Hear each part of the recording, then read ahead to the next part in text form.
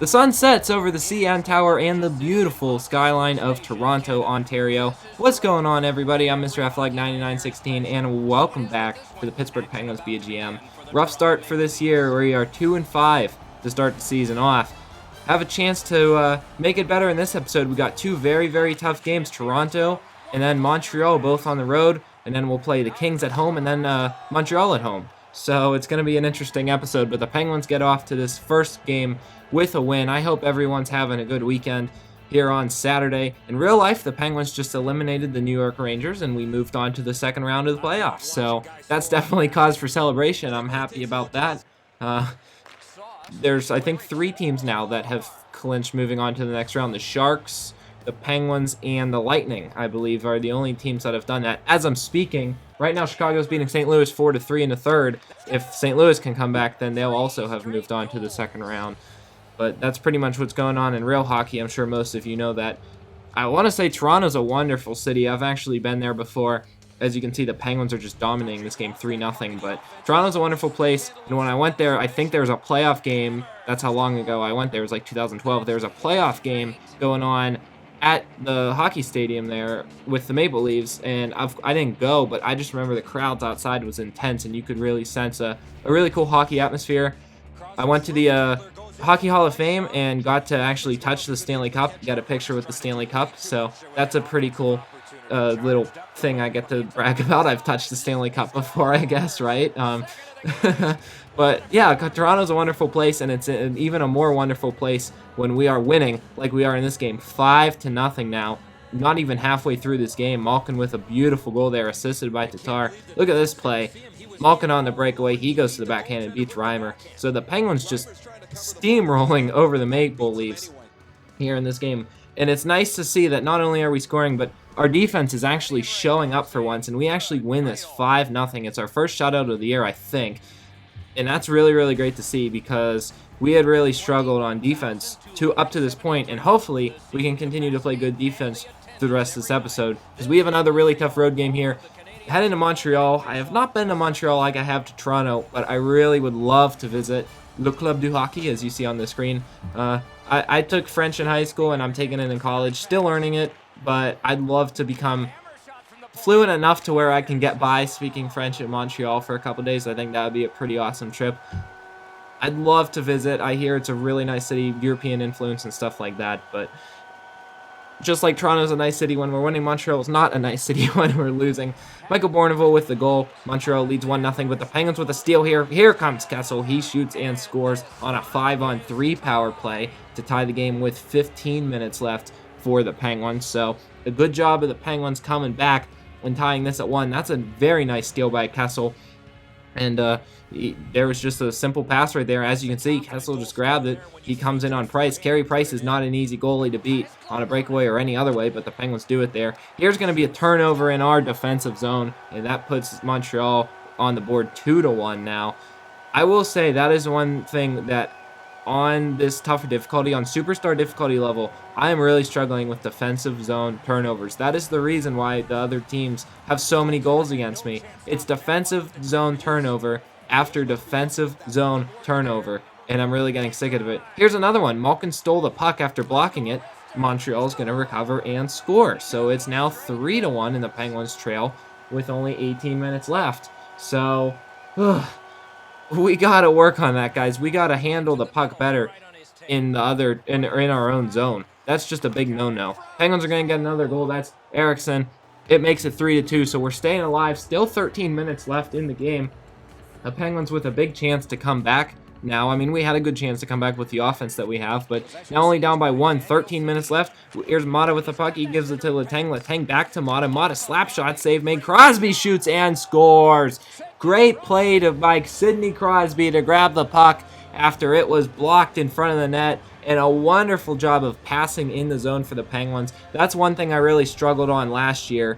But take a look, guys. The defense passing it well, and it obviously goes back to Crosby, who gets himself a goal, and the Penguins with a great comeback We were losing pretty bad just as the third started, and we bring it back to 3-3. We go to overtime tied at 3, so a chance for the Penguins to cap off an incredible comeback tonight. Minute left in overtime, a turnover in the offensive zone, and Montreal scores. So we lose the game 4-3 in overtime, and, well, once again, guys, I mean, I just mentioned it, and I guess I have to mention it again. It's those defensive zone turnovers.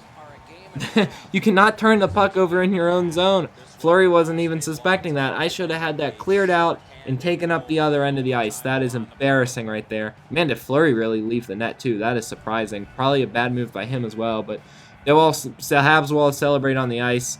They got that funny-looking mascot. I have no idea what that's supposed to mean, but, I mean, on the bad hand, we gave up a lot of bad goals in this game, but on the good hand, we were able to come back and at least get the point for the overtime loss. So I cannot fully complain. I can only half complain about that one. Gonna do some scouting now. We're gonna go to the Ontario Hockey League. I think we're gonna go with defensemen for 1 week this time. I like to keep you guys posted on that. I don't think this scenario is scouted. And just a standings update. It's way too early in the season to worry about it. We are in 7th.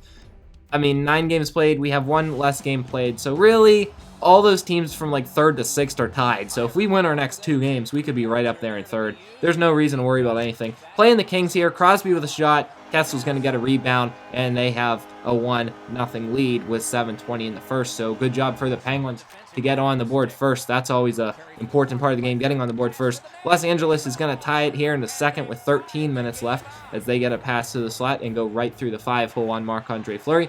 Now in the second period, here comes the Penguins. They're going to get a deflection in front and score. That's going to be David Perron with the deflection right there off of an Olli Mata shot.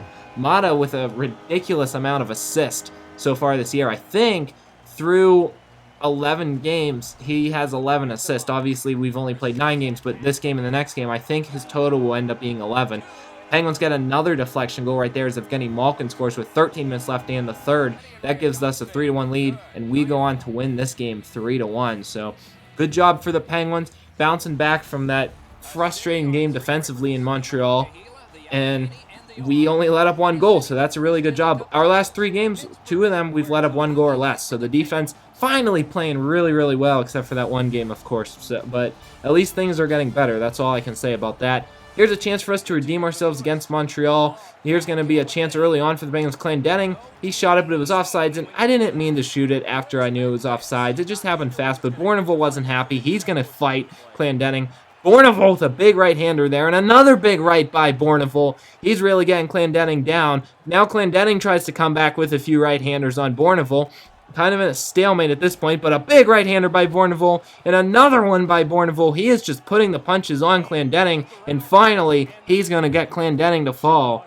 Bourneville's energy was actually almost down, so I feel like had it been maybe 1 or 2 punch dodges for Clendenning, I could have won that fight. But I'm not really that good at fighting because, as you guys know, I don't really do it that much. That's just not my style. I am a hard hitter. I'm not a huge fighter, though. Either way, the Penguins are going to get a nice deflection goal yet again. Man, what is it with these Penguins and the deflections? That's like 3 or 4 deflection goals in this episode alone. They're really doing a good job of that so far in this episode.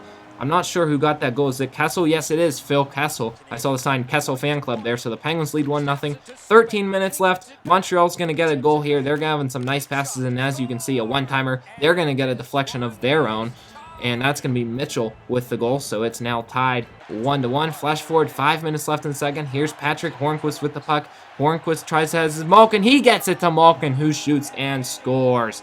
And the Penguins regain the lead 2-1 now with 5 minutes left in the second. So good job right there defensively to hold Montreal to just 1 goal, and that allowed us to, instead of being down 3-2, have the lead 2-1.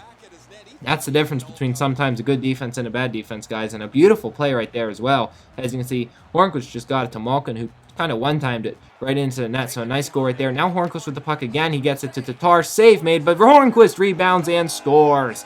With 10 seconds left in the period, Patrick Hornquist with his 2nd point of the game. My goodness, is he on fire today. He gets himself yet another goal. He's been a goal machine this year as well.